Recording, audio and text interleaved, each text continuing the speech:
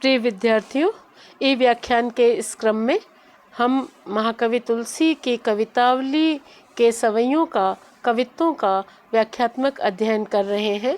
हमने कवितावली के बालकांड में से राम शिशु राम के सौंदर्य का निरूपण पढ़ा। फिर उसके बाद श्री राम और श्री सीता के दूल्हा दुल्हन वाले श्रृंगारिक स्वरूप को देखा। और अब राम के व्यक्तित्व का एक और पहलू तुलसी आपके सामने उजागर करते हैं, और ये पहलू है राम के त्याग का, राम की निष्प्रहता का, राम की विनयशीलता का। और यही जो निष्प्रहता त्याग की भावना है, यही राम की सबसे बड़ी शक्ति भी है। तो उसका विवरण इस सवैये में है। अयोध्या कांड, कवितावली के अयोध्या कांड से ये सवैया लिया गया आपकी पाठ्य पुस्तक में। कीर के कागर ज्यों नृपचीर, विभूषण उपम अंग निपाई, औध तजी मगवास के रूख, जो पंथ के साथ जो लोग लुगाई, संग सुबंधु पुनीत प्रिया, मनोधर्म क्रिया धरि देह सुहाई, राजीव लोचन राम चले तजी बाप को राज, बटाओ की नाई। शब्दार्थ देख लें कुछ, है ना। कीर माने तोता, पक्षी, कागर यानी पंख, उपम माने उपमा, मगवास रास्ते का पड़ाव, रास्ते की सराय, है ना, रास्ते का निवास। औध यहाँ अयोध्या के लिए है। रूख या दरख्त वृक्ष के लिए। बटाहू बटोही या राहगीर। नाई माने तरह, है ना, नाई न्याय, है ना, तरह, उसकी तरह। तो अब इसको देखें अर्थ को। कीर के कागर जो नृपचीर, श्री रामचंद्र जी ने वन जाते समय क्या किया कि राजसी वस्त्र तो त्याग दिए और वल्कल वस्त्र धारण कर लिए। मुनियों जैसे, ऋषियों जैसे, ऋषि कुमारों जैसे वस्त्र धारण कर दिए।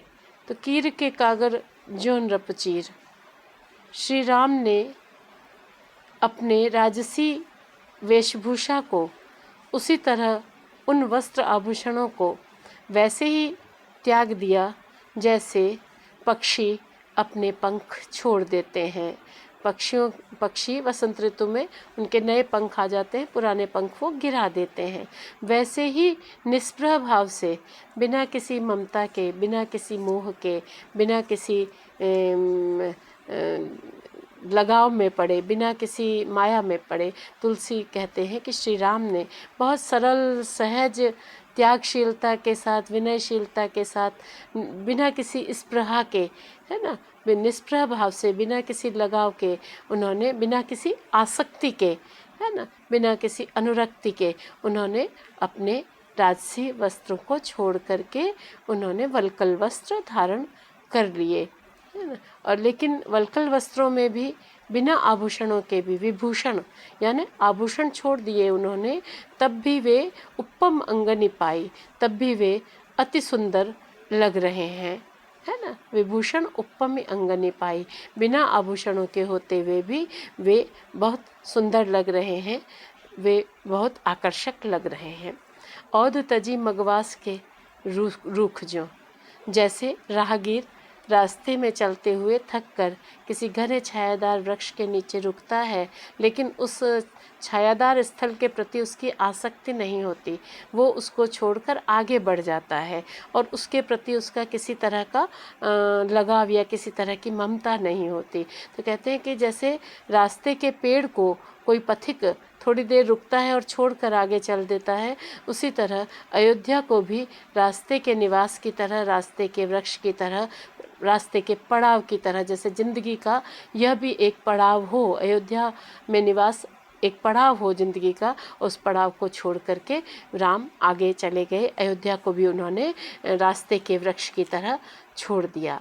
पंथ के साथ जो लोग लुगाई, और फिर उन्होंने अयोध्या के स्त्री पुरुष जो उनके साथ रात्रि तक थे, और रात्रि में जब उन्होंने शयन किया तब राम सुबह जल्दी उठ करके अपने आगे रास्ते पर चल गए। तो अयोध्या के स्त्री पुरुषों को भी उन्होंने रास्ते में ही छोड़ दिया। पंथ के साथ ही जो लोग लुगाई, तो जैसे रास्ते में साथ चलते हैं, थोड़ी देर किसी कोई दोस्त बनता है, आप ट्रेन बस में यात्रा करते हैं, थोड़ी देर का कोई साथी होता है, आप उतरते हैं, आप अपने रास्ते चले जाते हैं, वो अपने रास्ते चला जाता है ना। तो अयोध्या के जो स्त्री पुरुष राम के साथ चले थे। संध्या तक राम उनके साथ रहे और प्रातःकाल वे अपने रथ लेकर के आगे चले गए, रथ में बैठकर आगे चले गए, यानी रास्ते के साथी की तरह उनको छोड़ दिया श्री राम ने, यह मान के कि इनका साथ यहीं तक था। अयोध्या में रहना तभी तक था और अयोध्या के स्त्री पुरुषों का साथ भी यहीं तक था, ऐसा करके उनको छोड़ दिया। अब कौन बचे?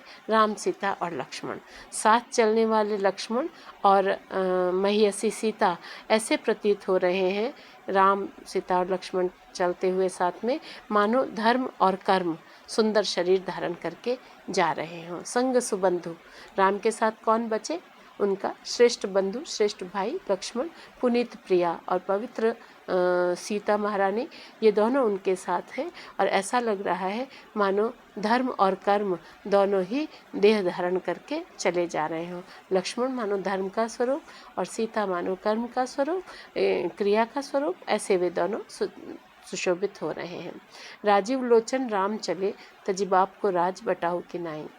इस प्रकार रामचंद्र जी, राजीव लोचन राम का एक नाम है, कमल नयन, राजीव लोचन यानी कमल नयन।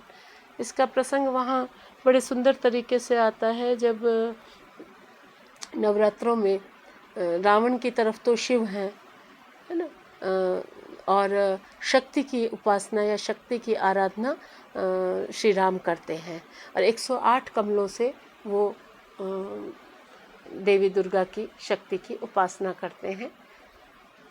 ऐसे समय में जब आखिरी कमल चढ़ाना होता है, 108वां कमल शेष रहता है, तब देवी दुर्गा आकर के स्वयं वो कमल चुरा कर ले जाती हैं। प्रतिवास रामायण में ये प्रसंग आता है, बांग्ला की रामायण है। देवी वो कमल चुरा कर ले जाती हैं और राम को लगता है कि उनकी तपस्या अब भंग हो जाएगी, 9 दिन का जो उनकी साधना है वो सब बेकार चली जाएगी। क्या वो सीता को कभी भी नहीं ला पाएंगे वापस, सीता को नहीं बचा पाएंगे। और क्योंकि ये जो आखिरी कमल था ये तो अब है ही नहीं पास में, कहाँ चला गया पता नहीं। और उसी समय राम को स्मरण हो आता है कि कहती थी माँ सदा राजीव नयन। निराला राम की शक्ति पूजा में ये वर्णन कर रहे हैं कि राम को ध्यान आता है कि मुझे तो माँ हमेशा राजीव नयन कहा करती थी, है ना, मेरे नेत्र ही कमल के समान है, तो अभी तो मुझे क्या चिंता, मेरे पास एक नहीं 2 कमल अभी हैं, दोनों आंखें हैं, 2 कमल हैं। और फिर राम हाथ में तीर लेकर के उसके फलक से नेत्र निकालने को उद्यत होते हैं, नेत्र अर्पित करने को उद्यत होते हैं। और ऐसे समय में देवी दुर्गा प्रत्यक्ष होती हैं और निराला लिखते हैं इसमें कि होगी जय है पुरुषोत्तम नवीन, कह महाशक्ति राम के वदन में हुई लीन, है ना। तो इस तरह शक्ति का वरदान पाकर, शक्ति का आशीर्वाद पा करके राम रावण से युद्ध करते हैं। तो राजीव लोचन राम का एक नाम है क्योंकि नेत्र उनके कमल के समान हैं। ऐसे जो रामचंद्र जी हैं जिनके नेत्र कमल के समान हैं, जो राजीव लोचन हैं, वे अपना जो पैतृक विरासत में मिला हुआ जो उनका राज्य है उसको भी वो एक राहगीर की तरह छोड़ करके, बटाऊ राहगीर की तरह छोड़ करके आगे चले पड़ते हैं, अपने किसी और एक अनजाने गंतव्य की ओर चल देते हैं। तो इस तरह जो राम की निष्प्रहता, राम की शक्ति, राम का शील और धर्म और क्रिया के साथ जो राम समन्वय से राम की मर्यादाबद्धता और राम की कर्मण्यता की ओर इसमें संकेत किया गया है ना। बहुत संवेदनशील तरीके से कवितावली में विभिन्न वर्णन करते हैं तुलसीदास जी। एक और सवैया देख लेते हैं। यही घाट ते थोरिक दूर अहे, कटिलो जल था दिखाई योजू, परसे पग धूरी तरे तरनी, घरनी घर क्यों समझाई योजू, तुलसी अवलंबन और कछु लरिका के ही भांति जियाई योजू, बरु मारिये मोही बिना पग धोए हो नाथ न नाव चढ़ाई योजू। राम का व्यक्तित्व मैंने पहले भी बताया कि तुलसी ने लोक मंगलकारी रूप चित्रित किया है, लोक रक्षक रूप चित्रित किया है। तो ऐसे में राम सबको अपना कर चलते हैं, चाहे वे वानर हो, चाहे वह केवट हो, चाहे वह जटायु हो, चाहे वह शबरी हो। राम के मन में किसी के लिए कोई अंतर नहीं है। तो ऐसे में बड़ा एक सुंदर प्रसंग तुलसी निरूपित करते हैं कि नदी पार करनी है और ऐसे समय में केवट जो है, नाव खेने वाला केवट, वो अपनी चतुराई से कैसे राम का जो क्या कहें कि राम का वरदान पा लेता है ना, राम की कृपा पा लेता है ना, अपनी चतुराई से वो राम की कृपा पा लेता है। राम के चरणों की महत्ता का वर्णन करता है और एक सहज जो संवाद की जो श्रेष्ठता होती है वो काव्यात्मक दृष्टि से यहाँ महत्वपूर्ण हो जाती है।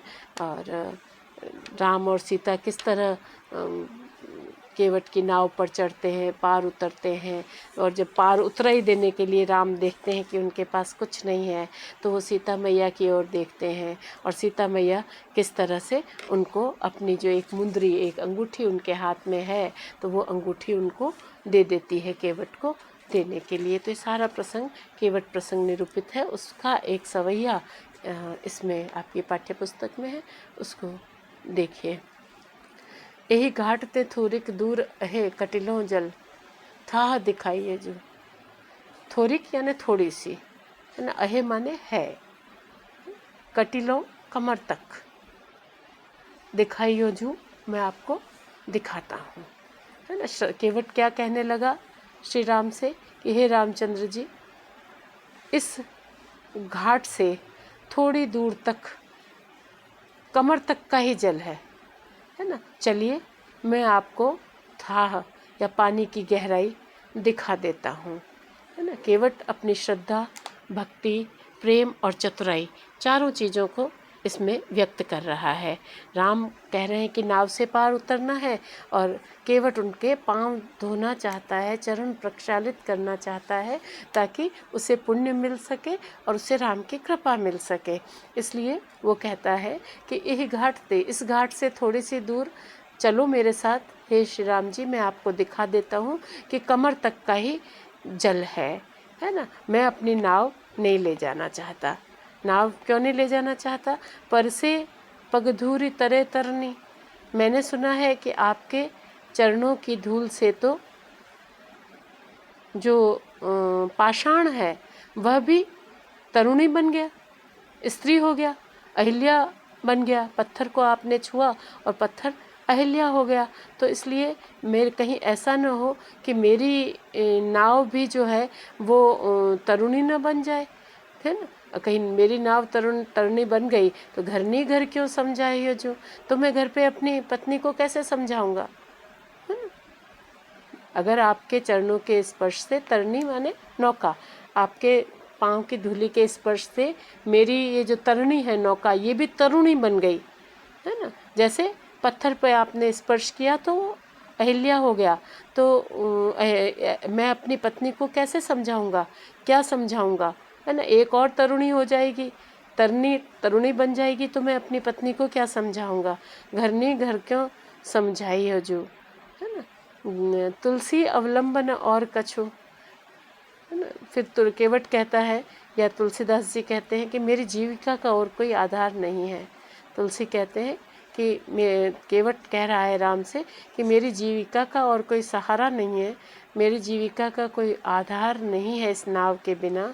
लड़का के ही भांति जिवाई हो जो, मैं अपने बाल बच्चों का पालन पोषण कैसे करूँगा, है ना। उनको कैसे जीवित रखूँगा, मेरा रोजगार क्या रहेगा, है ना। मेरा तो रोजगार ही खत्म हो जाएगा अगर आपके चरण धूलि के स्पर्श से मेरी यह नौका अगर तरुणी बन गई तो फिर मेरे पास नाव नहीं रहेगी, तो मैं अपने बच्चों को कैसे बड़ा करूँगा। बरुमारिये मोही बिना पग धोए, हो नाथ न नाव चढ़ाइयो जो। इसलिए हे श्री राम, आप चाहे मुझे मार ही दीजिए, लेकिन किसी भी हालत में मैं तो आपके चरण प्रक्षालित किए बिना, आपके चरण धोए बिना अपनी नाव पर आपको नहीं चढ़ाऊंगा। चरण धो लूँगा तो धूरी दूर हो जाएगी और फिर कोई दोष नहीं है। लेकिन आपके चरणों की धूल के स्पर्श से अगर मेरी नौका भी अगर तरुणी हो गई, मेरी तरणी भी अगर तरुणी हो गई, तो फिर मेरे लिए बड़ा मुश्किल होगा। आपकी जो चरण रज है, प्रकारांतर से क्या कह रहे हैं कि आपकी जो चरण रज है, चरण धूलि है, इसका बड़ा महत्व है ना। तो इस पद, ये जो सवैया है, इसमें केवट दीनता और निश्चलता का सहज उपयोग करते हुए वो हठ भी कर रहे हैं और अपनी दीनता भी दिखा रहे हैं और बड़ी चतुराई से वे श्री राम के चरण छूना चाहते हैं, चरण धोना चाहते हैं, है ना। और इस तरह से ये जो सुंदर संवाद केवट और राम का जो संवाद है वो यहाँ निरूपित हुआ है। अगला सवैया भी कुछ ऐसा ही है, पाठ्य पुस्तक में नहीं है कि पढ़ा हुआ होगा आपके। रावरे दोषन पायन को पगधूरी को भूरी प्रभाव महा है ना। तुलसी सुनि केवट के बरवैन हंसे प्रभु जान की और हाहा है। कि इस तरह की केवट की जो श्रेष्ठ चतुराई की बातें थी उनको सुनकर रामचंद्र जी जानकी जी की ओर देख करके ठठाकर हंस पड़े, हाहा है। वे बड़े हंस पड़े और चतुराई जो है भक्त की वे समझ गए। ठीक है, तो सोचती हूँ काफ़ी है ये 2 सवैया आज के लिए। आगे कवित्त है, 3 कवित्त और 1 सवैया शेष है। इनको हम कल के व्याख्यानों में या अगले व्याख्यानों में देखते हैं। आज के लिए इतना काफ़ी है। आप सभी का बहुत बहुत धन्यवाद।